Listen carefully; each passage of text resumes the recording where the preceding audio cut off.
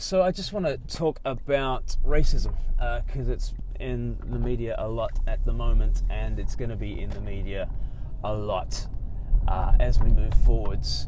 And it's everywhere. It's on the left, it's on the right. On the left, we had Jeremy Corbin yesterday, 30th of June. He makes this statement trying to distance himself from allegations of anti-Semitism on the left of the Labour Party.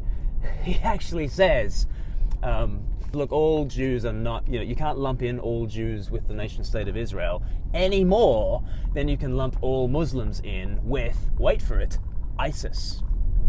Notice the comparison there, the nation-state of Israel with Islamic State, right? And you're thinking, he surely didn't say that. No, he did say that.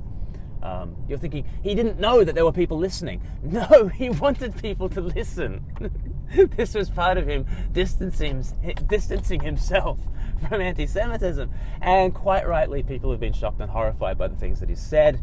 And no doubt today, Jeremy Corbyn has been writing and perhaps giving, I haven't seen it yet, an apology for his apology. So quite literally, he's coming up with a sorry excuse for an apology, which is what everyone thought yesterday was, a sorry excuse for an apology.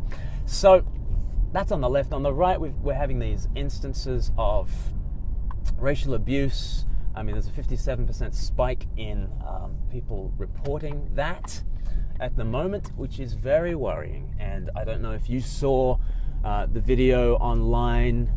Was it a bus in Manchester, I think, from memory? And just a guy who was drunk, and he's drunk, and so the handbrake is off, and the stuff that's in the heart just comes out, doesn't it? And it was not pretty. And he mouths off about the foreigner that's on the bus, tells him to go home, and that gets shared everywhere. And interestingly, on my timeline, first time it got shared, it was like, oh, here's this incident of racism. It's like, oh, that's ugly. And then the second time I see it in my timeline, it's somebody saying, here's this ugly bit of racism, and everyone who's voted leave, this is on you. You got to own this. This is on you.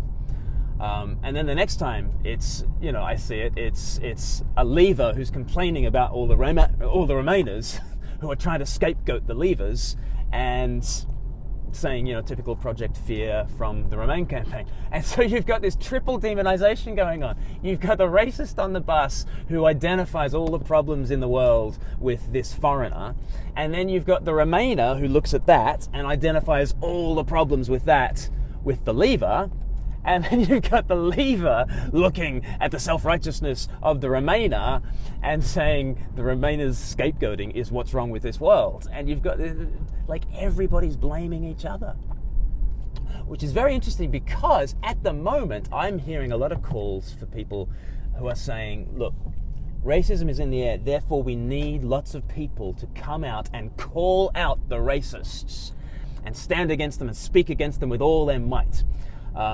And I've just got some questions about that, because what do you mean by call out the racists? What do you mean by that? Because the absolute social media shamings that go on, I don't know if you've read John Ronson's book, So You've Been Publicly Shamed. I mean, it's a real eye-opener about the vitriol that pours forth from righteous tweeters who absolutely crucify, and I use that word advisedly, crucify people who do the wrong thing and say the wrong thing.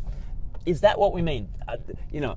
Are we going to bring peace and harmony to the world by absolutely jumping on these guys and crucifying them on social media? I don't know. I mean, what would Martin Luther King Jr. do? We all like to quote Martin Luther King Jr. on social media and then do the exact opposite of what he did. Because the quote fits into under 140 characters. It's brilliant. Darkness cannot drive out darkness, only light can do that. Hate cannot drive out hate, only love can do that. Oh, that's lovely, Martin Luther King Jr. Now let me just flame this guy over here and kill him and cut him up into pieces and burn the pieces and then drink down the ashes and spit them back out again. Let me do that. And claim to be in the tradition of Martin Luther King Jr. No, you know what? Martin Luther King Jr. would have loved the guy on the bus. Huh? Wow. What? Now that's radical. He would have loved the guy on the bus. Odious though his views were, hellish though his views were, So do we need to be calling out racism in the way that some people are calling for? We do need to be really, really clear that racism is hellish, it is abysmal, it is from the abyss, it is sulfurous, it is diabolical, it is satanic. That is what racism is. I'm a Christian, and my entire life is really, it's based on this vision of the kingdom in which Christ is the king of this kingdom, and I am holding out for the king of the kingdom coming back to make all things right, to sort out all injustice, to bring about the death of death, the death of destruction, the death of disease, the death of mourning. And we are going to sit down at a great feast, all of us, from west and from east, from north and from south, and every tribe, nation, people, and tongue are going to toast the death of death, toast the death of injustice, and see this kingdom of peace and righteousness come in. And it is all about welcoming outsiders. It is all about people from every race joining. And therefore, you know, if anyone claims to have anything to do with Jesus and is a racist, they clearly don't know what they're talking about. I mean, Jesus basically says, sit down at table with every tribe, nation, people, and tongue and race. And if you can't do that, there's a place outside. It's full of weeping and wailing and the gnashing of teeth. It's outer darkness. And you can have that if you want. That's the place for racism, the outer darkness. It's hellish. It is abysmal. It is diabolical. It is satanic. It is sulfurous. There is a place for racism. It's called hell, right? That is how strongly I feel about racism. Racism is disgusting, absolutely disgusting. But it is a symptom of a deeper problem. And unless we diagnose the deeper problem, then all that we will do when we call out racism is actually foster the divisions and the enmity that are what will really tear us apart as a culture. What is this deeper problem? The deeper problem is self-righteousness, isn't it? Self-righteousness is,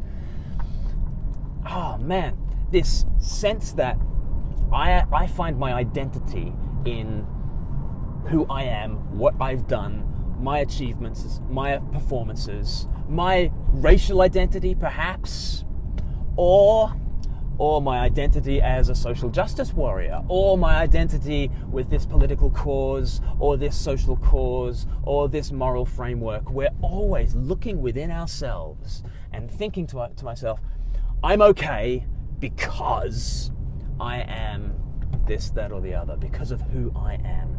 And I am right because of this aspect of me.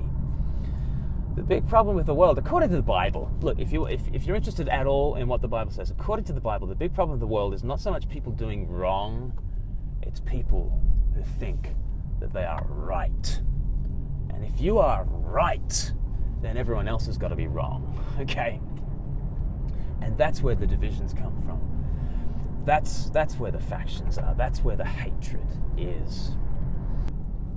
And I am just nervous. I'm just very nervous that we are about to have a grown-up conversation about immigration. That's what we're being promised. So all those who are lining up on the Tory party for the leadership, they're all saying, look, you know, we've got to think through Brexit, and we've got to have a grown-up conversation about immigration. And I am just petrified, because surely the referendum has shown us we can't have a grown-up conversation about anything, and not about immigration.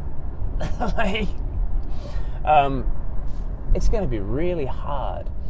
Just to tell you where I'm coming from on immigration, I am an immigrant in the UK, and I love immigration, and I want immigration. You know, when I found out that there were 300,000, new immigrants in the UK every year, I was like, oh, cool. Like, is that a lot? I don't know. And if you told me that there were 3 million immigrants last year, I'd be like, oh, cool. Well, I guess we just need to, always room for one more. Yeah, that's kind of my mentality. And it's not a very thought through mentality. It's just a little bit naive, really, at the end of the day.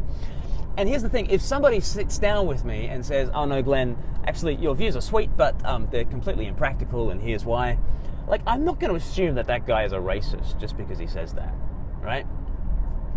And and if somebody says to me, Glenn, it's great that you want to host every Syrian on the planet, but maybe the best thing for Syria is not that they decamp from Syria and come over to Europe forever. Maybe there's a better way of loving Syrians within their own country and that sort of thing. I'm going to sit there and I'm going to listen, and I'm not going to assume that the person who's bringing that argument is a racist. Maybe they love Syrians more than I love Syrians. So, but are we able to have a grown-up relationship, a grown-up conversation about immigration?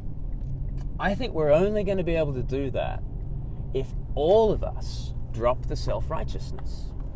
And that's the self-righteousness of racism, that my race is superior and that, but it's also the self-righteousness of I am on the left, so I am superior, or I am on the right and I am superior, or the libertarians who are above, both the left and the right, don't we know that? And so they are superior. As if we just drop the sense of superiority, then we've got a chance. And here's how it happens in the Bible. Okay, I'm a Bible teacher. Here's how it happens in the Bible. Have you heard of scapegoating? Scapegoating is kind of what we're talking about.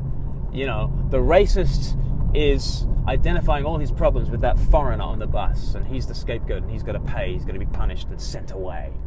And then the leaver thinks that the Remainer is the problem, and the Remainer thinks the leaver is the problem. It's scapegoating. And it comes from this passage in Leviticus chapter 16, and it's one of these practices in the Old Testament where every year they would have a scapegoat. And I could show you from Leviticus, if I had time, that the scapegoat really is standing for the Lord. A deep thought. But basically what the ritual is, the high priest lays his hands on the scapegoat's head and confesses the sins of Israel onto the head of the scapegoat. And then the scapegoat, after some sacrifices are made, the scapegoat is sent out into the wilderness and, away with it. And it's this sense that the sins of the people are identified with this one substitute, this one sacrifice, and then carried away as far as the east is from the west. And you might hear that and you think, oh, okay, so the Bible is supporting worldly scapegoating, where we identify our problems with a weak minority and we pile onto that weak minority and we sacrifice that weak minority and we send them away. Is that what the Bible's saying? No, the very opposite. That is what every human culture does. Every human culture does indeed identify the problems of that culture with some subset of the culture. And it's true, isn't it? It's true, it just happens. The left blames the right blames the left, and everyone's blaming everyone, right? That is what indeed happens.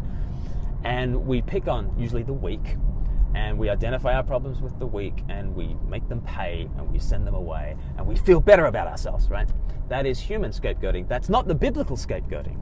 In the Bible, as I said, the scapegoat is actually representing the Lord, because when the Lord Jesus Christ came in the flesh, he came as the scapegoat. He was not the weak who was being sacrificed. He is the strong who is volunteering to carry the can for all his people and to take the blame. And the whole life of Jesus, instead of him dishing out the blame to everyone else, which he was within his rights to do, he's the one person who is able to play the blame game and point the finger. He really can pick up the first stone and cast it because he really is without sin, right? And yet he never does. He doesn't play that blame game. Instead, he comes to take the blame. And you can read about his life, about how he comes and makes himself into this minority, this despised minority.